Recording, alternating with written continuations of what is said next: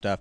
I actually didn't score that well on saxophone. I actually scored best on tuba, if you could imagine that.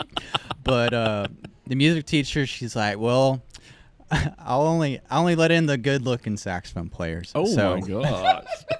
Scandalous. So from there, saxophone just became my instrument. Good looking. That's awesome. We won't mention said teacher's name. No, I probably didn't even say it right, but it was something like that. Something like that. Yeah. Oh my goodness, that's funny. This is the reason why we do podcasts. This is because you get these kind of moments. Yeah, exactly. City streets and hometown roads. People with stories waiting to be told. Life, work, and the place we call home. These are the voices that keep us moving on. The Arkansas River Valley Podcast with Michael Woodruff. When it comes to music, everybody has a song. Some are repetitive and some of them are originals. And throughout history, music has been something that expresses culture and defines a period. And with me today are the members of B.A.B.E, a local band. Welcome to the program. Hey, thanks so much for having us. Let's do some introductions here. What's your name? Perfect. My name's Kristalla. I am the front woman and band manager of B.A.B.E. Okay. I'm Josh. I play saxophone, and I run and develop our website. Okay. So, tell us a little bit about B.A.B.E. Well, B.A.B.E.'s been a band for about 3 years now. There are 6 members. We have myself. I'm the lead vocalist. We have a bass player, Alex Merrill, who also plays in Green Gar. We have our lead guitarist, Van Powell, who plays in, I think, like 7 other bands. And we have Brandon Lee on the drums. And we have Harlan James on the keys and rhythm guitar, and Josh Cormier on the sax. We are a blues, funk, soul, rock fusion band. We do covers here in the River Valley, and we also travel out Tulsa, Eureka Springs, Oklahoma City, kind of anywhere we can, kind of spread the good word of B.A.B.E. And we do covers and originals, and we're just kind of enjoying it right now. Yeah. So, we are recording. I forgot to add this because I'm just so excited about talking to you guys. We are recording this over at Sea King Tropicals here in beautiful downtown Van Buren, Arkansas. And Carrie, are you busy? We'll put her on the spot a little bit. She's like, no, I have plans to take care of. I have to, gotta promote something here. So, okay, last week we talked about your killer plants. And this week, what other plants you got? Oh, goodness. Okay, we do a lot of succulents. I love cactus. Cactus are amazing. We have all kinds of philodendrons and monsteras and anthuriums. We have concrete. Terracotta is one of my absolute favorites. I mean, it's just a great place to be, and it's a great place to raise plants, and I love what I do. And so, Okay, so you talk about succulents. Yes. And I went to California a couple of years ago along the ocean, and I finally saw succulents. I thought they were like a desert plant. They are. Yes, we went to San Diego last year, and that's California's. Yes, it's an amazing place to see what succulents and cactus can do. Yes, they are desert plants. They like a lot of heat, a lot of sun, which is amazing because when we went to San Diego last year, we would literally see yards with literally half desert, half tropical. It was the most amazing combination I've ever seen in my life. And they can coexist, but they still have to have their own separate, environments and care and things like that. But yeah, they are a desert plant technically. So, and you can grow them in your house, but you have to take care of them accordingly because obviously we can't recreate the desert in our house. So, yeah. Thank you very much for talking to us about your plants. And we'll have more for her. And every episode of the Arkansas River Valley podcast. All right, let's get back to B.A.B.E. Sorry about that. Well, no, I'm not sorry, because they're the ones that sponsor this program. So, sorry, not sorry. So what does B.A.B.E. stand for? That's an acronym, correct? It is an acronym. It stands for Baddest Ass Band Ever. And I will tell you the story of how that came about if you're going to ask. What makes you guys the baddest ass band ever? Well, so it kind of started off as a little bit of a joke. Yeah. Ever since the inception of B.A.B.E., we have always had multi-instrumentalists in the band. So when we first started, I was playing bass on several of our songs along with singing. And then my co-lead vocalist, who also plays rhythm guitar and keys, he would switch it up sometimes and move over to the bass guitar. And then our lead guitarist also played mandolin, and he would also jump over to the keys sometimes. So it started kind of as a necessity thing because there were only 4 of us, and our drummer wasn't a multi-instrumentalist, and it was hard to find a bass player. And then it just kind of evolved into this idea around, man, I think the comment was made, if we figure this out and we really get good at this, we'll be the baddest ass band ever. And so that's kind of where the acronym came from. And even to this day, we still have multi-instrumentalists in the band. Our lead guitarist is actually a bass player. Our bass player is actually a drummer who also plays guitar. So if you come to one of our shows, you may see our instrumentalists kind of playing musical chairs with the instruments. It's nice to see people who are diverse when it comes to the musical training. Absolutely. There's times where I've seen artists where they just, especially pop artists, they're not really artists, they're singers. And they're not musicians, but they sing great. And we all sing great in the shower, right? But they especially now with modern tools like auto-tune and things like that, it's tough to find those kind of talented people anymore.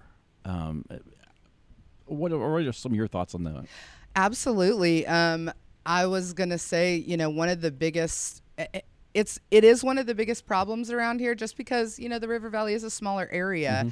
But I mean, per capita, the amount of just crazy amount of genres that we have, different kind of musicians that we have in the area. I mean, you would be surprised at how many talented musicians there are here. We've gotten really lucky with that. I mean, we're on our 3rd guitarist, our 3rd drummer, about to be our 2nd keyboardist. I mean, it's just like you do kind of cycle through, different players, because I mean, people's lives change and they, want different things, or they decide to go a different route or whatever. But the amount of musicians that are actually in the Fort Smith and River Valley area is surprisingly high. You wouldn't think so because it's just such a small place, but there is a plethora of musicians here. Do you find yourselves crossing paths with people a lot then? Other musicians? Other musicians. Oh, yes, all the time. And I'll tell you the best way to do it is just to get out and go to shows. We're constantly at open mics, or if another band is playing, we're at their show just to show them support. And because we've done that, we have gotten in connection with a lot of people in the music industry, whether it's musicians or sound people or lighting people or whatever. But just being out in the scene. And the River Valley has an excellent scene, and almost every night of the week you can find live music somewhere, just about every night of the week. That's good to know, because a lot of times when people, they think, well, there's nothing to do, there's nothing, this is a small area and there's nothing going on, and I'm finding that there is things out there. Sometimes you have to look for it. Absolutely. Not every business is savvy enough to say, I'm going to market this, but then they might have it. It takes effort still, in so many ways. And there's so many ways of hearing about stuff, whether it be on the radio or podcasts like this, or social media, or just other places. And I saw flyers, but if you're a person who's not out and about in the community, you're not going to see that flyer. You're not a person who does social media, you're not going to see that event. If you're not listening to the radio, you might not hear about it. So, I mean, it's so hard sometimes, I think, that it's a challenge for people to get that out there. What are some of the things that you guys do to kind of broaden that? Well, social media is definitely a huge part of what we do. In this, unfortunately, in this day and age, in order to be a successful musician and a successful entertainer, performer, you have to be also a successful content creator. So we are pretty intentional about trying to capture content at every rehearsal, every time we hang out, just so people can kind of get to know our personality. Because that's a big part of it too, is people bonding with that side of you. Every time we have a show, I mean, we've hired people to come in and video record our performances, and then our lead guitarist is also a bit of a sound engineer, and so he will, record our live audio so we can kind of put it together. And I kind of have a knack for social media, and so social media is a huge part of it. Again, the other part of it is just going out and being in the community. It is hard if you don't know where to go. I will say there are a couple groups on Facebook, not just in Fort Smith, but pretty much any big town or even small town you go to.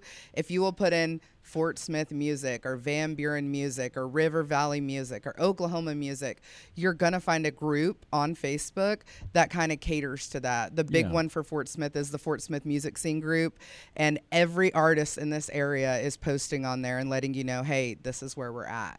And that's how I found you guys. Oh, perfect.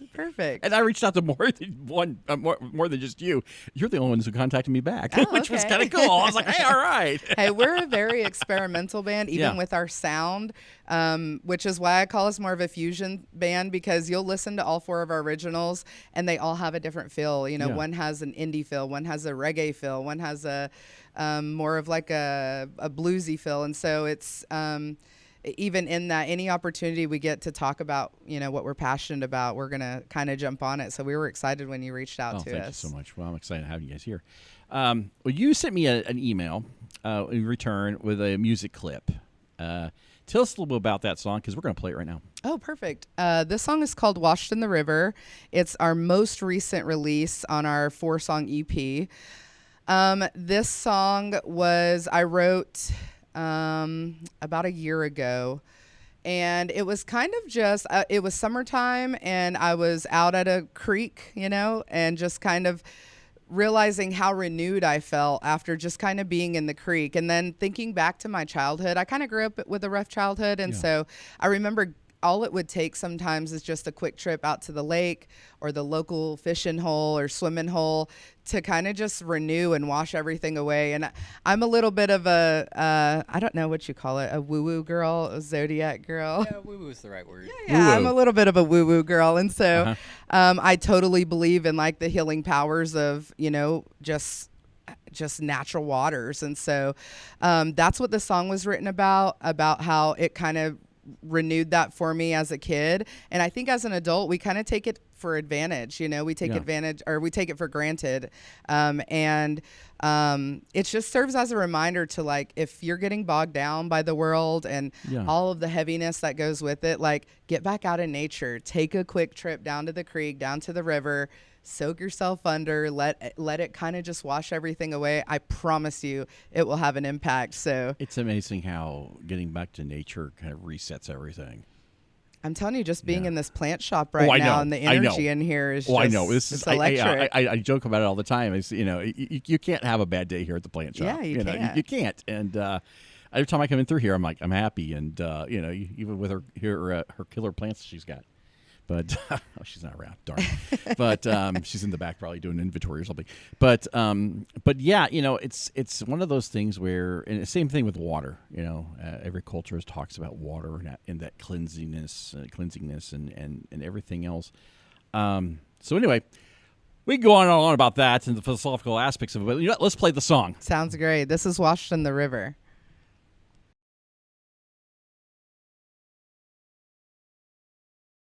Take me down to the river.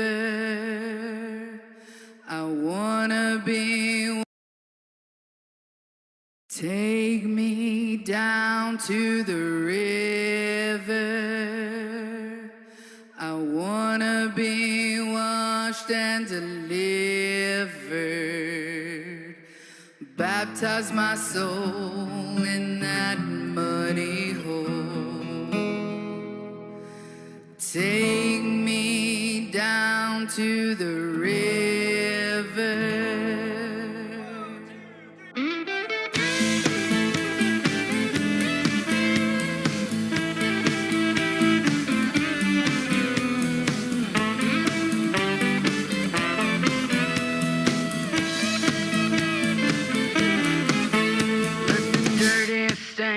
Be rinsed away, wash off the weight of yesterday. The world keeps pushing, but the current's high. In that stream, I feel alive.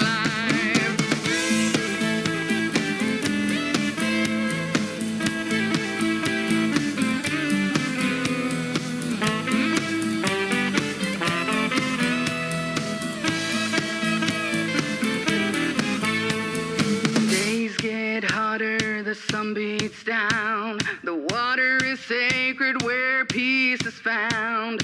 Rolls and rolls, try to hold me tight. The river runs free, not gonna fight. Take me down to the river. I wanna be washed and delivered. Baptize my soul in that muddy hole. Take me down to the river. About 8 o'clock and by 9. Don't be late, you better stay in line. But time drifts slow and I die below. Come up clean from that undertow. Take me down to the river. I wanna be washed and delivered. Baptize my soul in that muddy hole. Take me down to the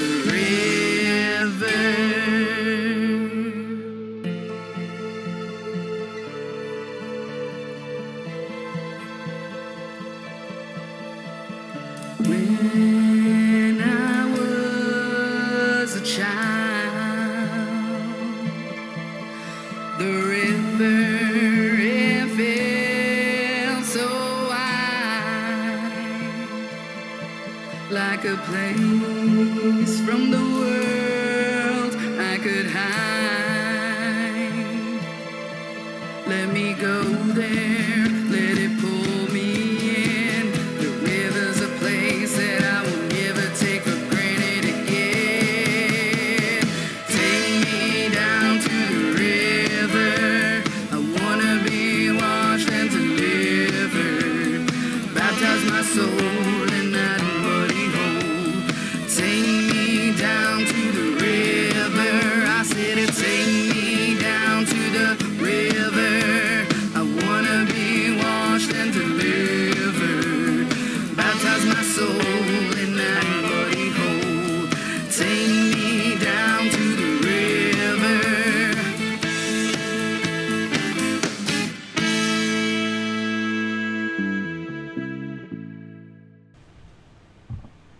And we're back. Good song. Thank you. I That's hope everyone will, for the rest of the summer, kind of adopt that as their summertime anthem and, I think I will. yeah, listen to it out at the lake. I will. Man.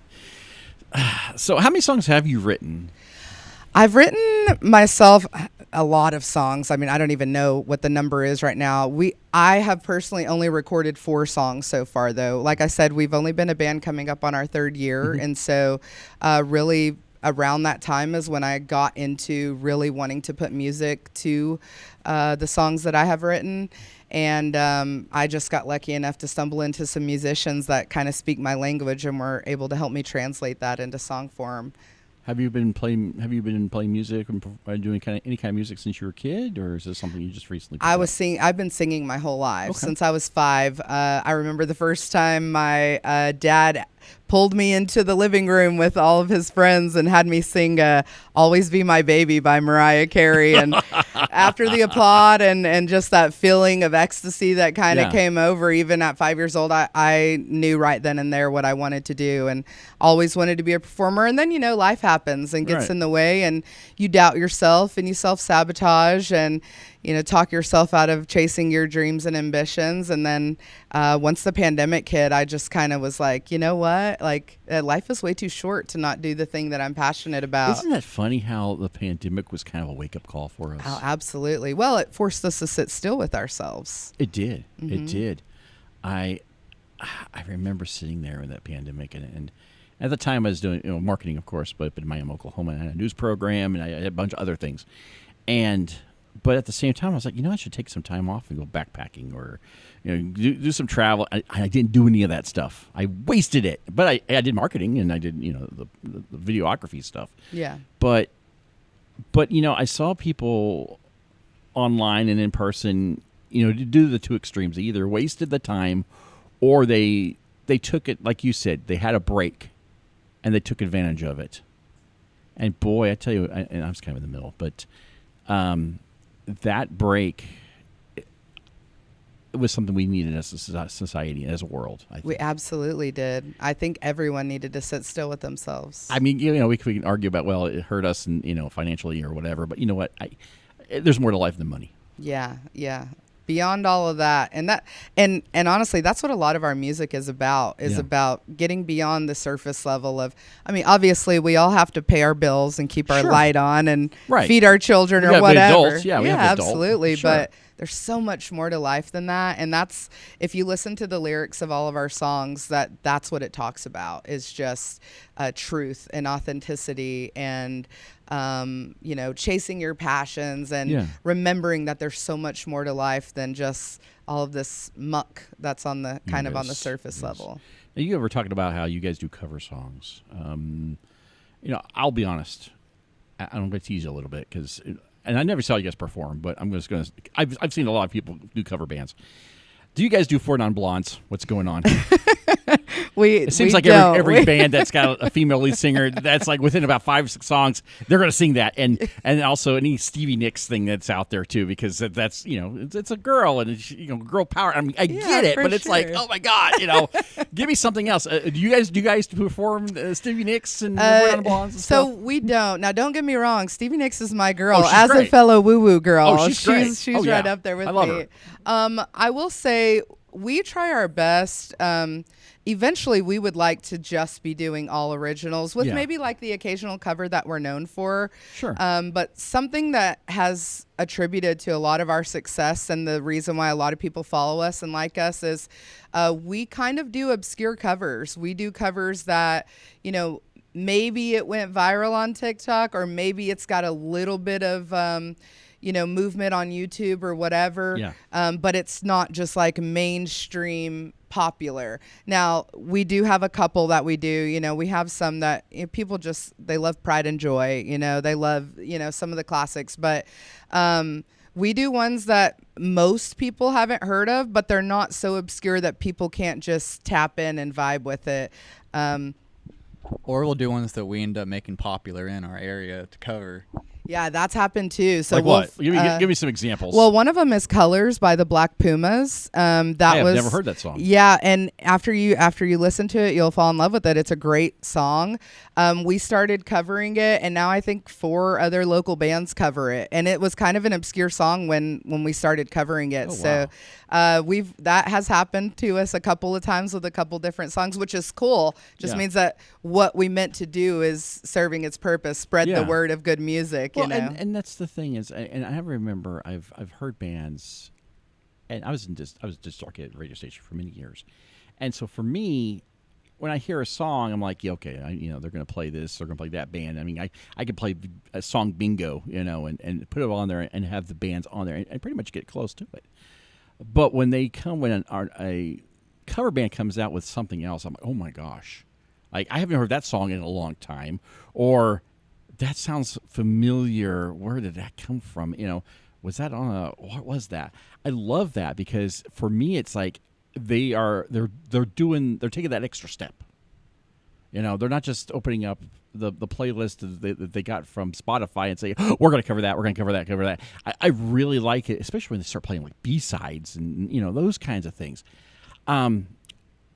So do you play any popular song? Like for example, we'll use Fleetwood Mac again. Do you play any like Fleetwood Mac, but like maybe a B-side from them or anything like that? We don't do any Fleetwood Mac. We do have, we'll occasionally bring on other artists. So we have a friend named Carla Shomar who's got an incredible voice. Yeah. She has always, the other thing about B.A.B.E. is we're all about chasing your passions, right? We're Yeah. very woo-woo over here at B.A.B.E. Just don't tell all my boys that because they might disagree with you. But she told us that one of her lifelong passions was to sing in a band on stage, and Yeah. her voice is so incredible. And so one of the songs when we do convince her to come and sing with us is she will do Dreams by Fleetwood Mac. And so Yeah. that's one of them. But I would say most of our songs are probably considered B-side. Yeah. I don't know about...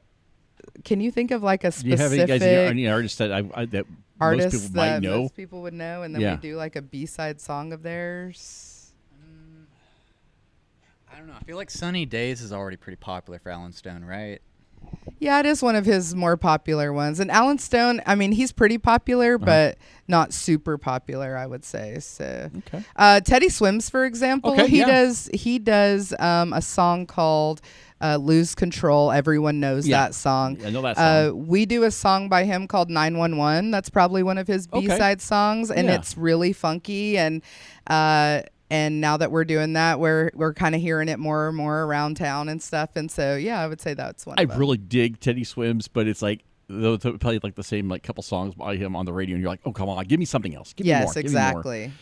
We definitely do some yeah. of his B-side songs for sure. Oh, cool. I'd love to hear that. I have to try that out. And I don't know. I just haven't done that. I just haven't stopped and said, I'm going to go check that B-side out. Well, our band's definitely has that vibe that you're talking about where, people are just like, they'll come up to us after, what was that third song you did? We had never heard it, but it's so good. And sometimes it's one of our originals, and sometimes it's a cover that we've just kind of found that's a little obscure. So definitely have that effect on people. And the variety is really good too, because like we'll have different songs back to back, and we'll change the radio station on, and that's part of the show. That's cool. That's cool. 'Cause, definitely. A lot of times, especially local bands, they typically do like rock country, and I get it. The audience. But at the same time, it's like, okay, give me something else. Give me something different. Bring out some weird instrument and play it for us. I saw one guy, he played the harmonica. Now the harmonica, of course, is a typical used instrument, but the way this guy did it and was amazing. I was just like, whoa. I mean, that's some talent there. And I wish I remembered the name of that band, but the fact that I remember it is just phenomenal. Yeah, that's what we try to do is just try to do stuff that leaves a lasting impact like that. Our first lead guitarist, actually, we covered Stand By Me by B.A.B.E. King, and he played mandolin and harmonica at the same time on that song. So I could barely walk and chew gum at the same time. I can imagine you doing and me that. both. I can imagine somebody playing two instruments at the same time, and so when it comes to writing your music, you get your inspiration from other places. What are some of the things that if you had that that block of creativity, what are some of the things that you would do to kind of get yourself unblocked? Honestly, I have actually experienced this multiple times, and I have 3 different songs that are called Writer's Block 1, Part 1, Part 2, and Part 3. So when I can't think of anything, I will write about not being able to think of anything. Just almost forcing yourself to write about something. It just kind of opens up those creative juices and gets them flowing again. So I have a really cool song called Writer's Block where it started off just like, can't think of what to say and just writing it down, and then it started flowing, and then once it started flowing, other ideas and other musical concepts started getting in. And so that's something that I do is just kind of it's almost a fake it until you make it thing. I've heard of about other artists, various magazines expanded on other, where they would go out to the mall and just look at people and write things That'll down. do it too. It's like, ooh. Definitely igniting those senses too. Like a lot of times when you're writing, you're trying to think of something literal, and so you're so focused in on words and meaning. Instead, focus on smells. think about a smell and then write about it. Think about sounds and then write about it. Think about, something you can see and then write about it. And sometimes just jotting down those things will just ignite your five senses and kind of, again, get those creative juices flowing.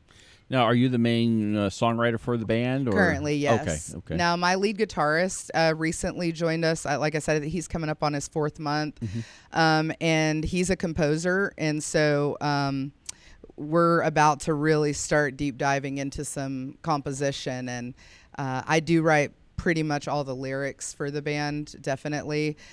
Composition is something that I have a composer's ear, but he's like a classically trained composer. So I'm super excited to kind of collab with him. After the break, we'll talk more.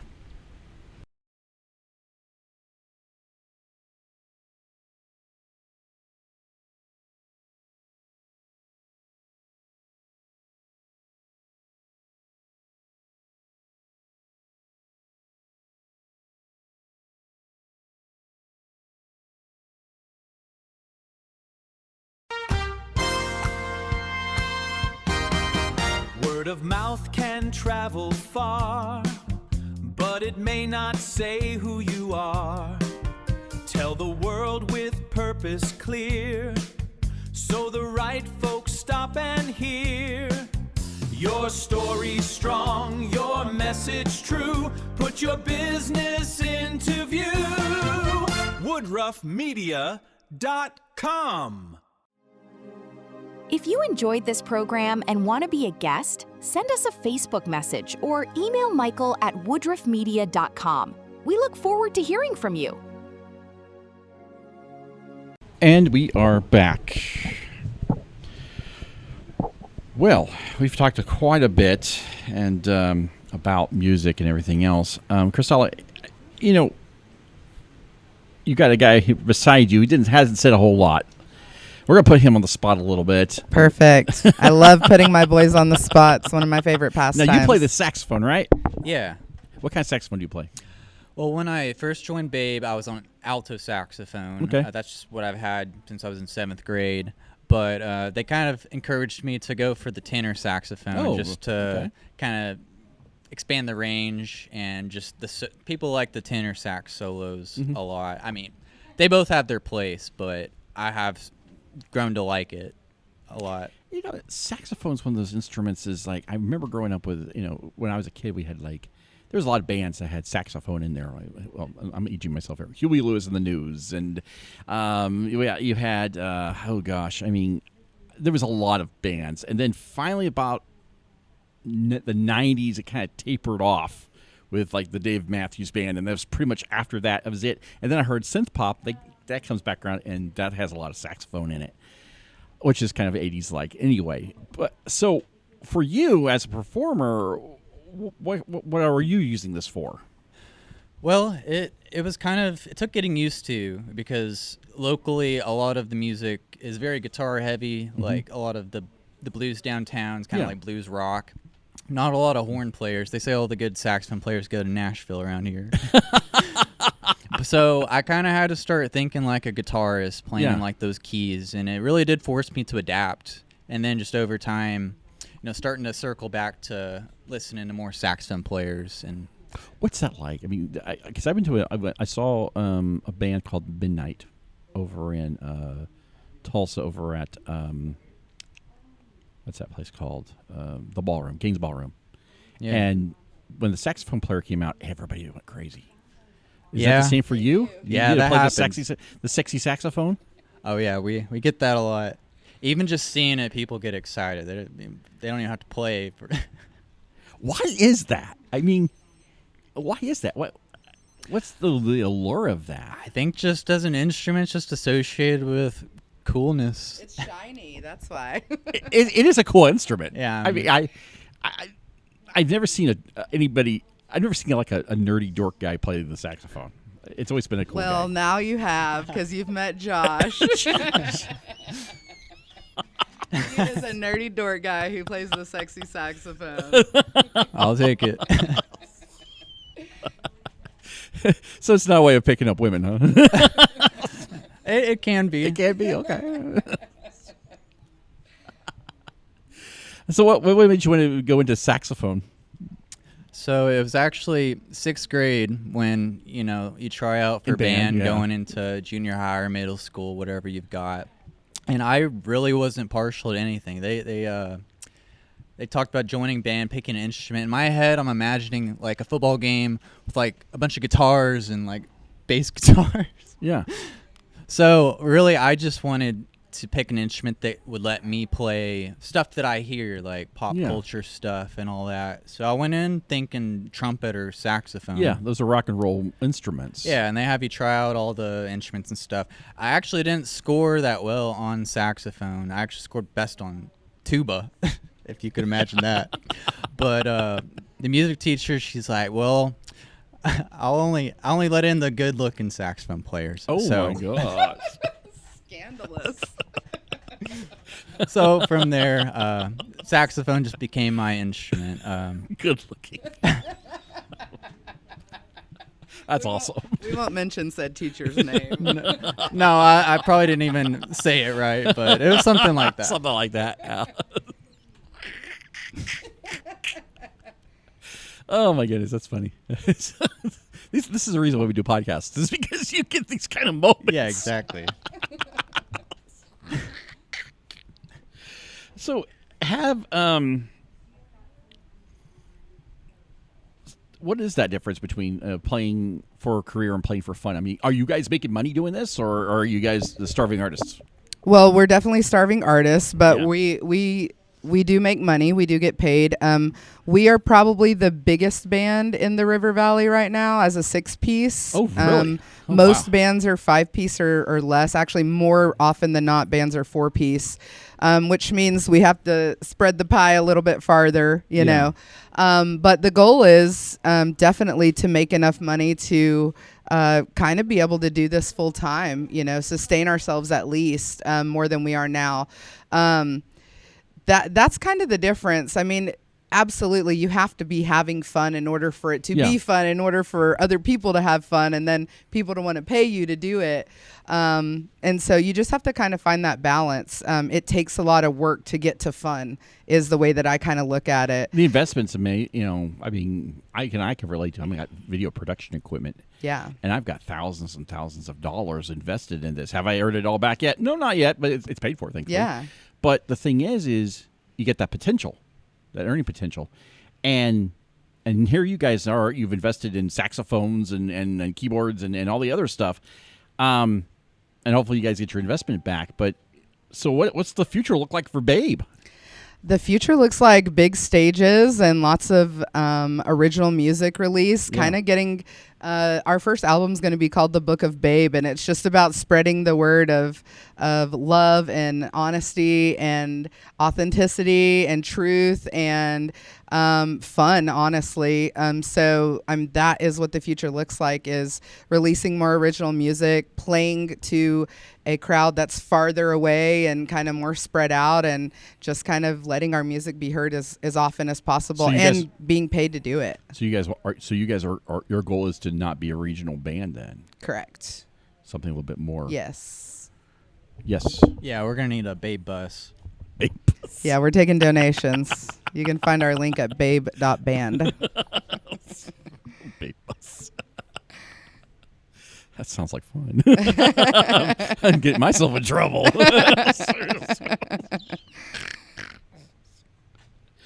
So what's the you have a record in the works right now that you're getting ready to produce. Have you cut any tracks yet, or is that still kind of up in the air? Yeah, a couple months ago, we cut our first EP. Okay. We released our first song, Sick and Tired, a year ago, and then we re-released it again as a 4-song EP, which has Sick and Tired, Sins of the Father, The Man, and Washed in the River, which you just played for everyone. And that EP can be found on pretty much every streaming platform. Okay. Apple Music, Spotify, YouTube Music, all social media platforms. Okay. You can use it in your social media posts. So yeah, we just had our EP a couple months ago, and hoping to get our full record out by spring is the goal. And this is all self-funded then. Yes, self-funded. I personally paid for studio time. Not. You don't have to answer this, and I can cut it out. How much does it cost for a studio time? Because people talk about that, but it's like, what does that mean? I mean, for small businesses, for small bands, it's like, well, what does that mean? I mean, yeah. I won't tell you exactly how much we paid because we got honestly blessed with the price that we paid. And I will tell you though, around here for good quality studio time, you're looking at around $1,000 per song. $1,000 per song. Per song. Wow. And have you guys had, how many downloads have you guys had? You probably haven't had that much. We haven't had that many yet. Yeah. No. Yeah. So definitely labor of love right now. Definitely. Yeah. We've made it on the radio though. Oh, you're on the radio. Yeah, we have been on the radio twice. We've been on a local station out of Northwest Arkansas. Okay. And then we were on a local station in Little Rock. Okay. So, yeah, that's been a lot of fun. Well, I'll tell you, I liked your music, and if I had a radio station, I'd put it on there. Awesome. I appreciate that. Yeah, I would have done it, and because it is the right format for adult contemporary, rock. Thank you. I will tell you a little plug is the studio that we currently use is Juniper Studios, just outside of Barling. I think it's in Central City, Arkansas, and his name is Dylan Wright Taylor is the producer. He is incredible. He's got state-of-the-art equipment, and he's really put a lot into his studio. He's super patient, even if you're a new kind of a studio musician, because there are musicians and there's studio musicians. Sure. And so, but yeah, he produced and laid the bass down for all of our tracks so far. So he's pretty incredible. So totally recommend people hitting him up, Juniper Studios. I've never heard of him, so that right there kind of gives me he's great. An idea. Wow. Let's talk about, we got a couple minutes left here. I'd like to talk to you guys about something that is kind of everybody's talking about right now, and that is AI-produced music. There's this vacuum right now of originality. It seems like every band we have on the radio seems to sound the same. They have the same chords. They have the same millennial whoops and all the other stuff. And so, as a way of kind of getting past that, people are saying, well, I'm just going to produce AI music and call it good. And, of course, there's those extremes. Got the good and the really bad. What are you guys' thoughts on AI music? Well, I will tell you my thoughts, and then I'll let Josh tell you his thoughts, because I think each member in our band kind of has their own personal thoughts, and we have extremes on both ends. So I'm going to start this off with a different story, but sure. I recently, we were all at band practice at my house, and a tree fell, totaled Josh's car, totaled my vehicle. Oh, wow. Hit our bassist vehicle. It was awful. The vehicle that I had was one of those self-driving vehicles. You could go down the road, set it to the speed you wanted, and then set it on auto drive. It would keep you between the lanes. And it was awesome because I travel a lot for work. Yeah. And it was great. I had that car for 2 years. When the car got totaled and I had to get a different car, I was just with a kind of an older car now. You're slumming it, huh? Let me just tell you how much I forgot to drive. Oh, wow. Because I became so dependent on this car just driving for me that I have been swerving all over the road. And I've been driving since I was 13 years old. Sure. But just those 2 years of not using that skill or using my brain to use that skill, I have completely forgotten how to drive. And I kind of feel that way about AI. I think as a musician and as a creator, you can become so dependent on it that you're going to lose your ability to be an artist because you depend on that to create things for you. So you're deprogramming your brain how to think and process through things in order to go through the tough part of writing, because the creative process can be hard. Writing a song can be hard. You get stuck. You go, where does this need to go next? Oh, let me go over to AI. And while I do believe that AI can be used as a tool personally, I think the problem is most people don't know how to find that balance. Yeah. Most people who are using it right now are using it so much that there's no artist left in the song. It's all completely artificially generated. And I think it's creating like you said, there are so many artists now that sound so much the same. I think that's the reason why, is because they have become so dependent on AI that they've forgotten how to be creative. They've forgotten how to be experimental. They're too afraid to mess up in order to get to the good, and those are the best songs ever. They come from mess ups. They come from trial and error. It's happy accidents. Yeah, absolutely. And with AI, you don't get that. It goes straight to the end product, and okay, we're here. And so that's when you get everybody sounding exactly the same. So I think it can be a tool. I think it can help you maybe figure out a lick or a note or a direction, but you have to be so careful using it, because you're going to end up not being an arst. That's my personal view on it. I know Josh has similar views, but a little different. You're more of a computer guy, Josh. So give me your. No, I agree in the thoughts. same way. It can be an effective tool. I think of it both for music and for art. It can be okay for like concepting or kind of like helping come up with ideas. But with either one, you definitely don't want that to be your final product. It just sounds too polished, too overproduced. You don't get happy accidents like falling on the piano like in Roxanne, if you've heard that. Oh yeah, story. I saw the video about those little happy accidents. And, just stuff like that. And it's like, oh, and it sounds so cool. They're like, yeah, we're gonna keep that. Yeah, like I definitely played around probably 2 years ago. I would like take some lyrics from like a pop song and have it arrange it into like big band jazz. Yeah. And, like more to like what would that sound like curiosity. But yeah, I'll just hear some music now that sounds just too overproduced. And it's kind of the same reason I don't really listen to too much like pop. It just sounds too clean. There's none of those, little things that make it unique and give it character. I think it's to a point, and I think that you guys made a good point. People are worried about making mess ups, and they're like, "Well, we've invested all this money. We want to make sure we get this right." And so what they do is they go the easy route and being mediocre, and then they know it's going to work. They know people are going to buy it because they're familiar with it. They're not going to say yes or no, that I hate it or I like it. They're just like, okay, I've heard it before. Great. Man, there's some songs where I've heard, I'm like, that song's awful, and everybody else is like loving it. I think it depends on the kind of artist you are too. Like to me, there are three different kind of artists. There are creators who are artists, and there are performers, and there are people who are in it for the money. And so you kind of have to have a little bit of all three, definitely. But the people who are in it for the money, I think, are probably overutilizing AI a lot.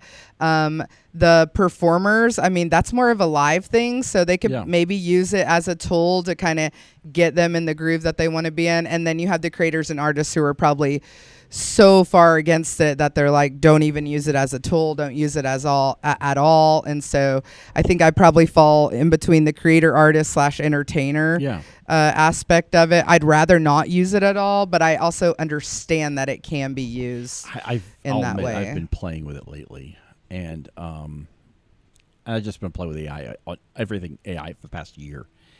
And I recently discovered the Suno. And I've written poems and stuff in the past, put them in journals, and thought, that'd make a really cool song. But I don't have the talent to make it.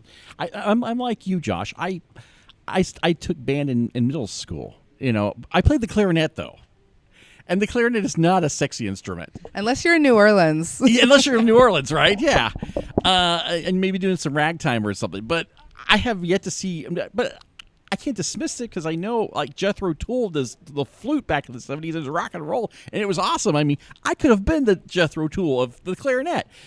Unfortunately, that didn't work for me. But the thing is I put those songs into AI and given them, genres and that thing, and they turn out really great.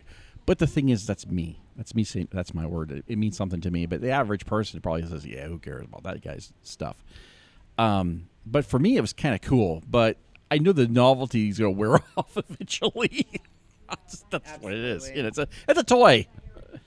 It's a toy. Yeah, they definitely have like a sound to them. They do have a sound to them.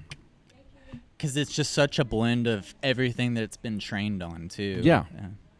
I mean, I've had ones where I'm like, ooh, that sounds very, it sounds like a Luke Combs song. And I'm just like, ugh, or that sounds, that sounds like Elton John or something. I'm like, give me something. And then I put like some obscure artist in there, and it's like it has no idea what to do with that.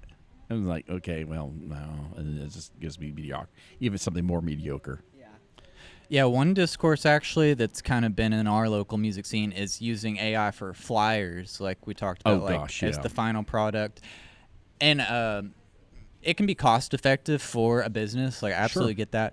But scrolling through social media when it all looks like the same style, it becomes kind of tiring, whether you're for or against. Oh yeah, I agree. Almost every local artist pretty much is just so against it too, because there's one thing in using it as a tool, but then just completely replacing someone's, like you could be paying another local person, even if it's $30 or whatever, you could be paying someone to create you a flyer. Like Josh and myself are both a little bit of graphic designers, and so it doesn't take us any time to put together a flyer. And we've even had our own flyers that we take the time to make, and then someone pops them into an AI, and I'm just like, now I look like some 80-year-old woman. Like, why didn't you just use the one I gave you?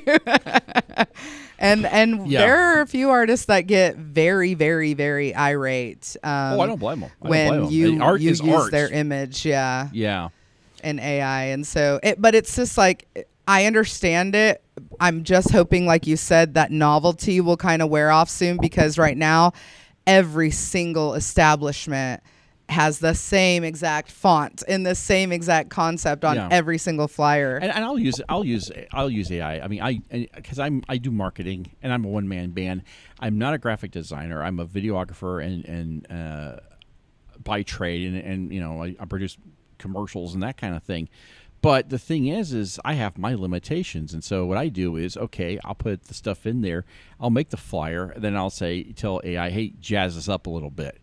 And typically, and I'll say, well, this is the filter I want or whatever, and I'll tell it, do not put in the painted backgrounds and the fonts that look like they're silver, and don't give them 8 fingers. No 8 fingers. I want this. And it really hates my logos because they always like change it. And I'm like, really? So I say, give it a space, give me a blank space so I can put the AI, so I can put the logo in manually via Photoshop, and it'll say okay, and it's funny because it'll just act stupid sometimes. I'm like, you know what, and I'll just tell it, you know what, F you, I'm just gonna do it myself and Photoshop and save a lot more time. And they'll come back and say, oh, I'm sorry, blah blah blah, and I'm like, you give me a break, I'm paying you good money here. Okay, I'm paying you $20 a month to it, but still, I expected to do certain things. And so it's like, if I could fire it, I would. But it is a useful tool, I guess. Josh, I'm sorry. You had something to say. Almost lost my train of thought. Sorry.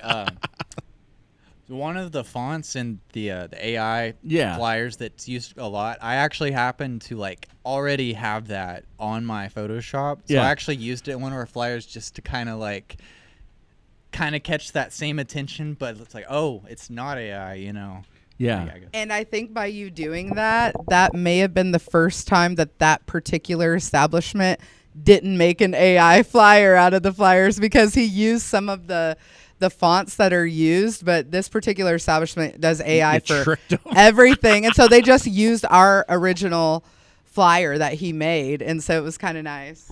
And if you want to know what the font is called, it's called Painting with Chocolate. Painting with chocolate. And every single AI flyer out there has it. Something close. Yeah, something close to it.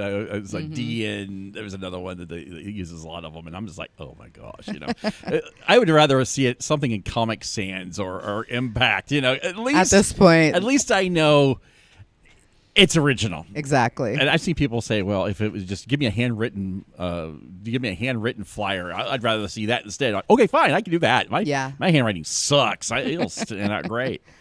But anyway, so we've talked quite a bit about music. We've talked about art and everything else. Is there anything else you guys like to talk about before we head out?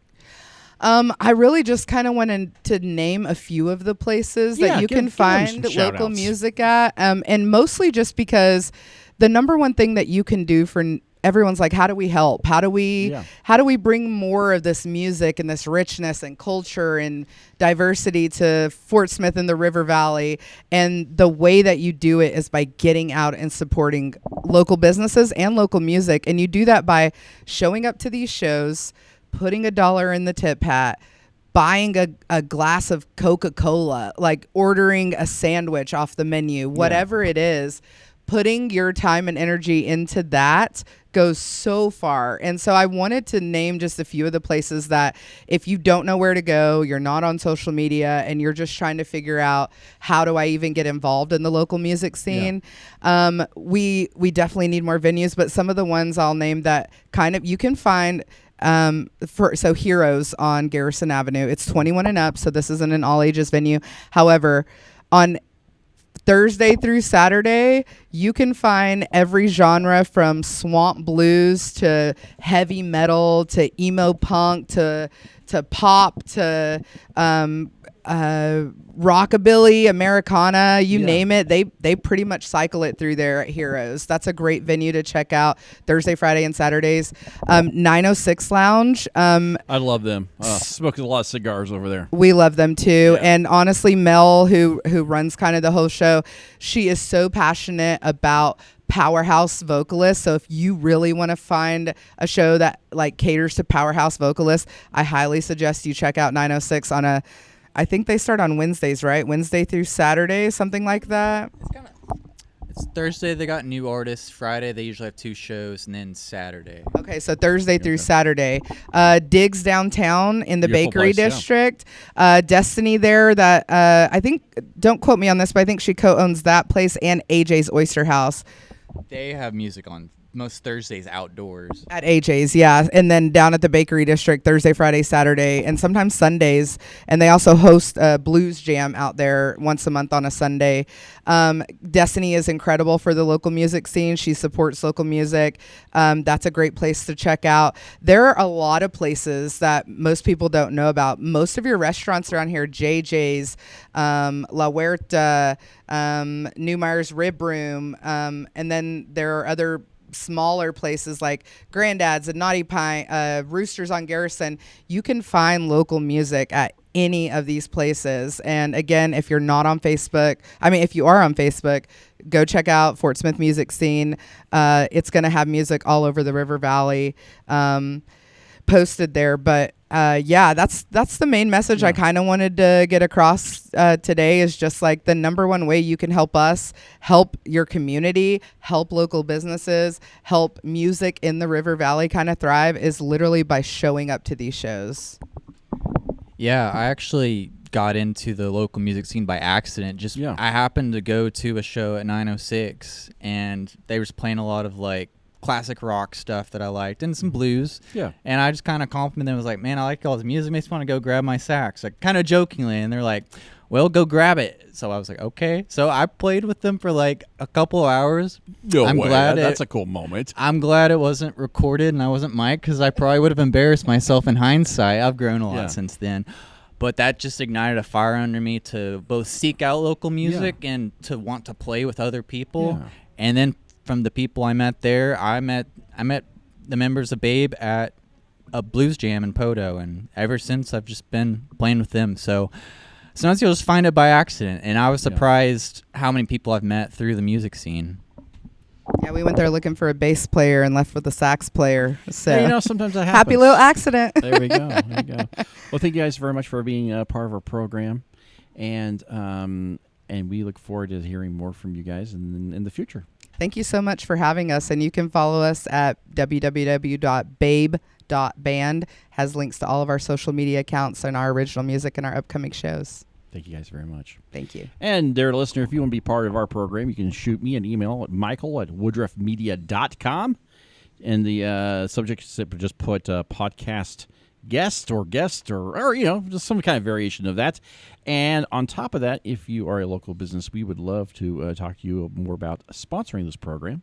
It is $100 a month. That's $25 an episode. And we also, $25 an episode. There we go. And we have other things available. We'll see you next time.